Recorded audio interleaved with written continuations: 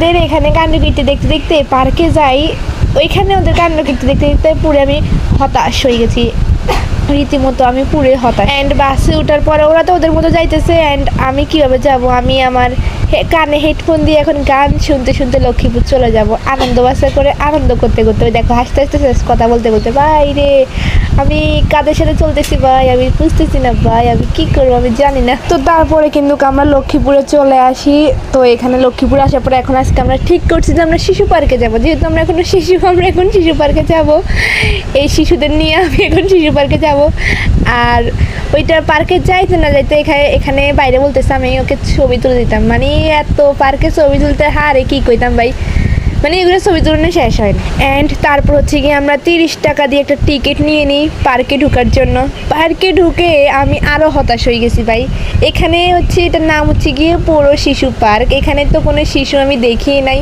তার বদলে যা দেখছি একটু একটু করে আমি ক্লিপ ভিডিও নিয়ে আসছি তোমাদের দেখানোর জন্য। আর আমার ফ্রেন্ড আরেকটা দেখো বাইরে এখনও বসে আছে, সে এখনও ভিতরে ঢুকতে পারেনি।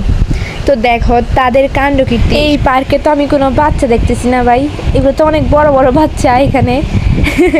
আমি কি বলবো ভাই, ওই দিন আমি পুরো হাসতে হাসতেই শেষ। কোনো এই ভিডিওটা কিন্তু আমার কয়েকদিন আগে করা, এখনও এডিট করতে পারি না এই পরীক্ষার জ্বালা যন্ত্রণায়। তো ভাবতেছিলাম যে আজকে তোমাদের সাথে আজ এই ব্লগটা শেয়ার করি। তো দেখো এখানে কিন্তু কলেজ থেকেও চলে আসছে বলা ভাই। ভাই কী বলবো, আমি পার্কে কিন্তু খুবই কম, যে বলতে মানে 3-4 বার না কয়বার গেছিলাম ভাই, যাই না পার্কের ভিতরে, পার্কে এসব কাণ্ডকীর্তি দেখানো লাগে।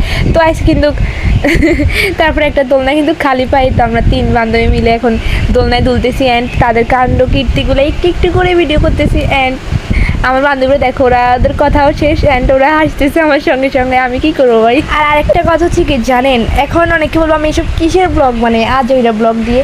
ভাই আপনি দেখেন আমি আর আপনি কি করতে পারছি, মানুষে আজ ওইরা ব্লগ দিয়ে লাখ লাখ টাকা ইনকাম করতেছে। এখন বলবে কি আমি কি ইনকাম করতেছি না, আমি কোনো ইনকাম করতেছি না, আমি জাস্ট আপনাদের সাথে শেয়ার করতেছি, এইটাই শেষ। অ্যান্ড ওই দিন কিন্তু এরকম কতগুলা আজাইরা মানুষ দেখে তারপরে কিন্তু আমরা চলে যাই বাইরের দিকে, কারণ কালকে কিন্তু আমাদের পরীক্ষা ছিল। তো অল্প তখনই কিন্তু এখানে ছিলাম, যেহেতু আমরা অনেক জার্নি করে আসছি। তো আজকের মতো এখানে tata, bye bye, see you.